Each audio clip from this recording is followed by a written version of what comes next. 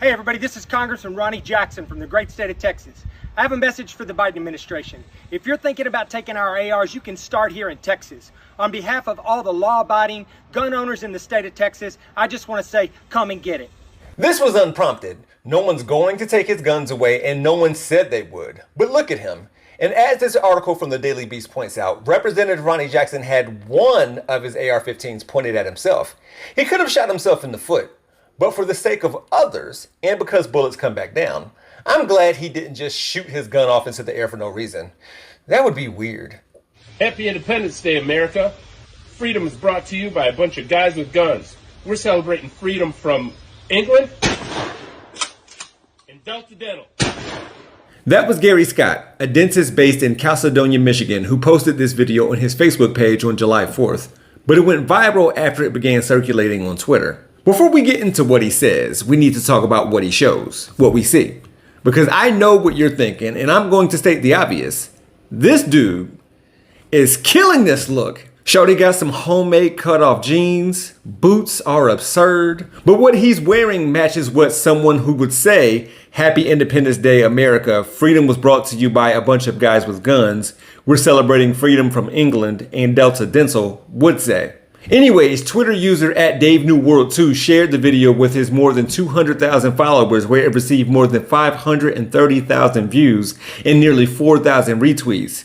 Shout out to @AynRandPaul, who said, gives flossing a whole new meaning.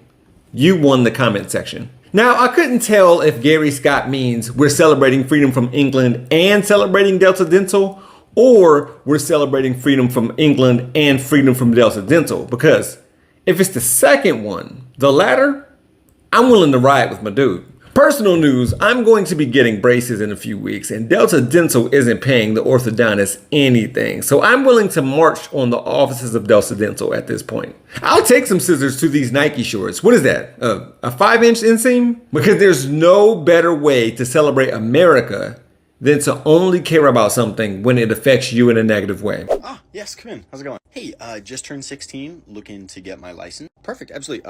Take a 6-week program, driver's ed. If you miss a class, that's fine. Just have a teacher or parent sign off on your absence. Pass the written and physical test, flying colors. Make sure you study up on traffic laws and street signs to be well prepared for being on the road.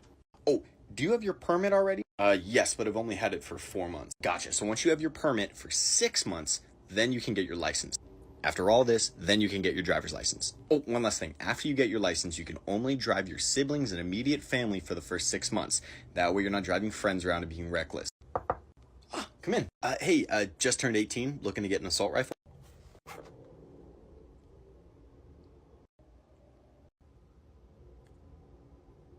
Do I need to sign? No. Do I have to, take a class? No. It's optional. Can I buy a handgun? 3 more years, we can't be. So this TikToker by the name of Hunter Kaimi points out the absurdity of gun laws in the United States.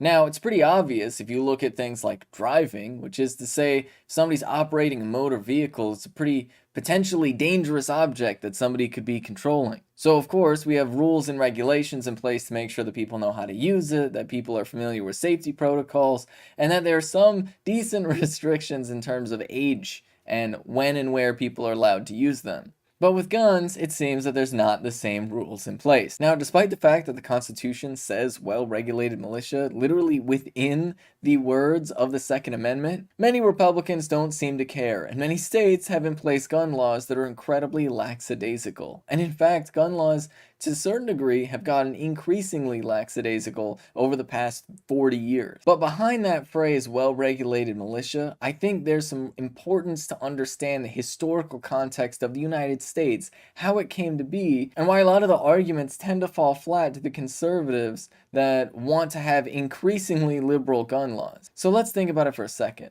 The reality is that well-regulated militia originally existed to protect the rights of slave patrols to exist. Now, when we understand that, then all of a sudden, a lot of things start to become more clear, especially when we consider that gun rights were very much used to support the rights of white slave owners and white folks in general to engage in lynch mob, which is why historically within the United States there have been gun laws, but that were designed specifically to restrict access to guns among marginalized people, especially indigenous folks, but also Black Americans and other people of color. The reason why this is relevant is because it speaks to something that I think goes deeper to the history and nature of the United States itself, that I think a lot of Democrats are unwilling to accept. And that is the reality that the United States was fundamentally founded on white supremacy.